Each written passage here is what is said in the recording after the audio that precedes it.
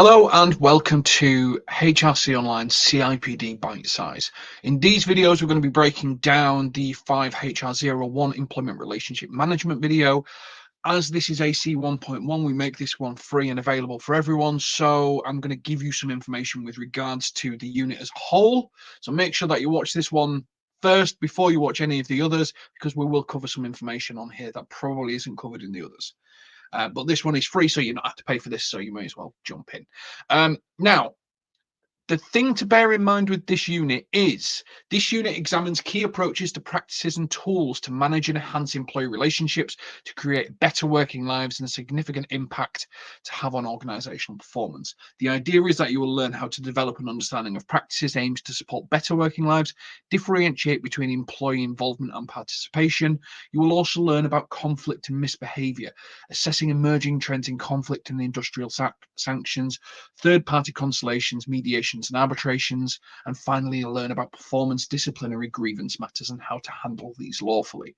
So the 5HR01 unit is a really good detailed unit about probably more the day-to-day lives of a HR person dealing with all these different chaotic things that you come across in your role as a HR professional. Now, with Bitesize, what we're going to focus on is the assessment criteria from the marker's perspective. And it's really important that I make this point, and we'll make this point in all the initial videos, which is with CIPD assessments, you get two questions. You get your AC 1.1, which is your written, it's a scenario, it's to try and get you in the sort of the mindset of the organization that you're representing. And there is a marking question. So there's an AC 1.1 marking question, which is the same question, it's just worded slightly differently. Now we're going to use the marking question because that is what the markers get given. That's what you're graded on. That's what moderators grade you on. That is what they expect you to accomplish. So I'm going to work primarily on a graded marking question, which is only slightly different. Sometimes CIPD just add a bit of a scenario, like imagine you're working for this company and the business boss comes to you and asks you to do X, Y, or Z. And that's kind of the scenario that you're given in these situations. So we're going to work through the graded questions, the expectations from CIPD markers and moderators, so that you can really sort of build out your answers. So this really will be helpful if, for example, you've referred, you don't understand where you've gone wrong, you're trying to understand where you can find information to pass this particular question. And that's how we're going to support you to be successful in this qualification. So on with the video. AC 1.1, the first question is differentiate between employee involvement and employee participation and how these build relationships. So the first thing that we're going to do in CIPD Bitesize is we're going to break the question out into its component parts. This will create what we call action points, and action points are what you will use to sort of build out the structure of your question. At the first most important thing, AC 1.1 is your heading. That needs to be what's put at the top of your page. And then what you will do is you will have subheadings broken into action points. So you break your question into action points so that the marker can see you have answered all elements of this question and you deserve high pass, a pass, low pass. As long as it's a pass, that's what I'm here for.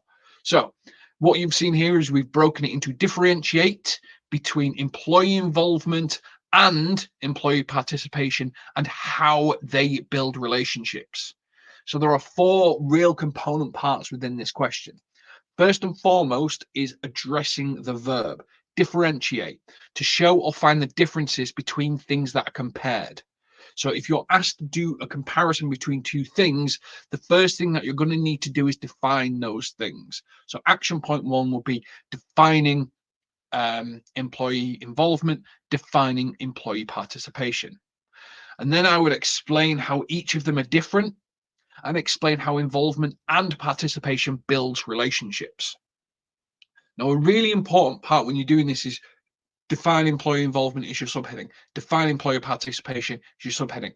How they differ is a subheading. How involvement and how they build relationships is a subheading. That way, if someone's skimming your work, skim reading your work, they go, yep, you've addressed all the action points in there. Now, one of the main questions people ask is, what do I do in terms of references? What do I do in terms of citations? Well, you should have at least 1 reference and citation per action point. When you define employee involvement, you define it as per what this piece of research says, what this piece of publication says. And because this is a CIPD qualification, CIPD love to see CIPD. So if you've got an up-to-date CIPD, I would use that. Always try and avoid using references that are any more than 2 years old if you can. CIPD like to see the most recent thinking. The reason that they've done this update on this particular unit is because they want to see the most up-to-date thinking, the most up-to-date information, the most up-to-date content that they could possibly have. So try to make sure it's as relevant as possible. So if you are answering this question, action point 1, define employee involvement. Action point 2, define employee participation. Find an external reference to define each of those. Explain how each of them are different. Again, references, statistics, prove it with data. I always say prove it with data. If you can have some research that says this proves this proves this, it's undisputable. Then you're winning the argument. It's not your opinion. You've not been asked your opinion. You've been asked to differentiate between it. And then explain how involvement and participation builds relationships. Again, data, evidence, research, citations from external sources. And we've got 3 resources that we would recommend to you for this particular one. So you've got the CIPD fact sheet on employee engagement, the CIPD fact sheet on employee voice, and there's an CIPD employment engagement report, which is an evidence review about employee engagement and stuff like that. And that gives you a really good section of information with regards to sort of how employee involvement and participation has been built. Evidence, as I mentioned earlier, you want to prove your point. So when you answer each action point, evidence, reference, citation, bish, bash, bosh, you're building up your reference bank and stuff like that. So that when it comes to fully addressing the question, there is no question that you've answered all elements of the question. Therefore, you're guaranteed to get at least a low pass, probably a pass, depending on how you go. If you build more than's needed, so if you start to address even more questions, you can potentially get a high pass. For the 5HR01 unit, you have 3,900 words and 10 questions to answer. So you have 390 words to address this question. So if we just go back here, you've got 4 action points. That is 100 words per action point. That should be more than enough to add a reference, a citation, some statistical data to sort of reinforce the point that you've got. Now, just to give you a bit of an idea about what the answer to this could feel like and what it looks like and what kind of they're looking for. If you think, I've got a fictitious scenario. So think of employee participation like attending a classroom lecture. You raise your hand, you answer your question, but the teacher ultimately controls the content, the direction, and how that lecture runs. Employee involvement is more like a group project. You have a significant say on how the work gets done, and you have a say on the final outcome.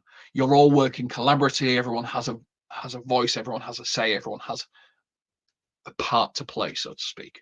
So in essence, employee participation is doing while employee involvement is shaping the doing. Both are important, both are needed for a healthy and successful work environment, but they're slightly different purposes. If you think about involvement is getting you involved, and participation is from that perspective.